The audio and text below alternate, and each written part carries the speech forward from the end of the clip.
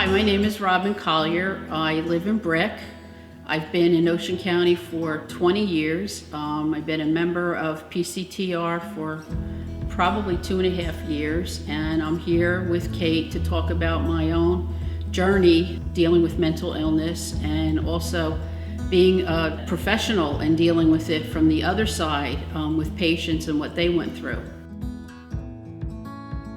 I got my psychology degree from Rutgers in my bachelor's in psychology in 1983. I then took a full-time job in Staten Island working for a child welfare organization called the Mission of the Immaculate Virgin. I went into a foster care adoption program. And then after that, I was already in graduate school, and I was doing graduate school part-time, and I took a job by recommendation at St. Vincent's in their substance abuse alcohol outpatient programs. And I did a lot of individual therapy and then alcohol counseling, and then I ran groups. Through that, I also did some volunteering for Women Helping Women in Metuchen. We dealt with rape counseling and had anything to do with women's issues, and I ran groups for them, and I did some individual psychotherapy for some of their clients. And then I did my own, had developed my own practice where I ran a group.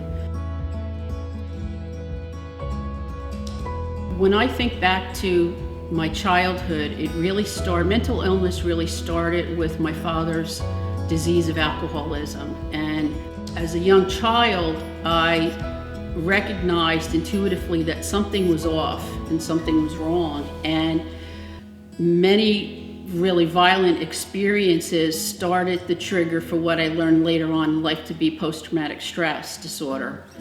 And that was the thing that I dealt with through my childhood, through my teenage years. And it wasn't until, I guess I was in my mid-20s when I sought out professional help. It wasn't until I was started to go to graduate school and entering the field of social work that I started to recognize that the more I listened to what my clients were going through, the more I realized that they were talking about my life, and starting to have issues with depression and anxiety and agitation, and had a short period there where I myself drank, I believe as a way to try to medicate, not knowing what I was dealing with. My father, in 1984, I was out of college for a year, was arrested and charged with capital murder of his girlfriend's 4-year-old child.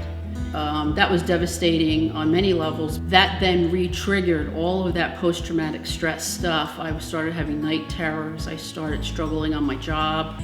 Any kind of smell or sound, or somebody even today resembles my father or looks like him from a distance, it takes me back. And as I went into my 20s, I then sought out therapy because I thought I was dealing with panic disorder, and I was dealing with just anxiety, and my job noticed it. And when I sought out professional help is when I came to understand that I wasn't diagnosed with bipolar. I was considered what they call unipolar disorder, which is a major depression with anxiety. But I went on medication, different medications, did a lot of therapy, went to Al-Anon, did 12-step stuff. I then developed chronic health issues, so I then had to put that aside. Between 32 and 35, I had a breakdown. And what I was confronted with was the reality that the life that I tried to chart out for myself was not going to be the way I thought. I did everything in my profession. I had started a private practice at that point. I had been in the field of social work for almost 10 years, a little over 10 years by then. And, it was devastating to me because it affected us financially. So around that time, I had I guess I call it a breakdown, because I crashed at work, and my supervisor, she was noticing that I was just mentally absent. I wasn't focused, and I wasn't even aware. And she realized and asked me the normal series of questions that I was suicidal, that I was at a point where I wanted to just give everything up. as I felt like a failure. I felt like I didn't measure up. All the things that I tried to do to live a good life was not going to be, and I couldn't see that the glass was half full rather than half empty. And she wound up finding me, helping place me in a private psychiatric hospital in Queens, Holliswood Hospital, where I was there for about 3.5 weeks. And why we had to be careful was because I was still a professional working in the field, and that I didn't go to a place where I had patients that had been referred. I dealt with, some of my issues there. Medication was changed, and they coordinated with my psychiatrist on the outside and my therapist. And I did outpatient after that. And then I continued with a private therapist. But that helped me at least get a better handle on where I was at that point in my life, and that I could no longer work physically, but that I would have to find other ways that I could contribute or feel like I could contribute.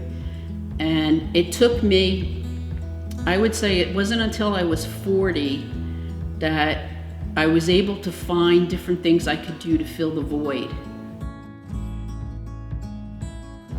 Now, I spend my days doing whatever I can, but 2 years ago, before I came here, I hit another dark black pit, and it had a lot to do with issues with my mom and a lot of ongoing family estrangement between my mother and my sister. And I walked in here, I don't know how I got myself here, but I did. And I walked down the hall, sat in the third or fourth pew here, and looked at the cross, and I had been in this church before. And I just sat there and I cried. And I don't know what it was, but I could feel my grandmother with me, even though she's gone. But I know God was with me. And I knew that I had to somehow get myself, for the first time in my life, I had to deal with what was lacking, and that was a serious connection to my faith. I fought through it most of my life, but when I walked in here, I felt like I stood here and then sat here naked before God. And I knew at that point I was in the right place, that I needed to be here, that I needed to heal. I walked in here feeling really, really alone. My 40-year relationship was ending. That was another contributing factor to another major loss that I was, and not having children and approaching 60. What is the rest of my life going to be? These last couple of years, I've been medication free.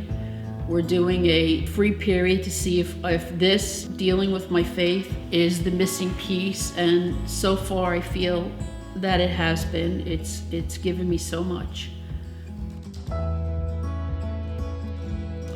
So I've tried to live my life as candid and transparent as I can be, because I feel that if I can help somebody else by my story, or when I was a professional, I could help others.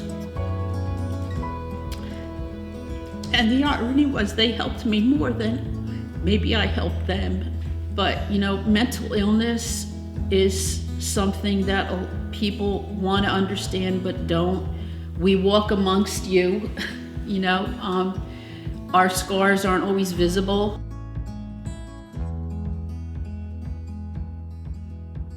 I think that is always a great opener, to say to somebody, especially for the first time if they're a new member, what brought you here today?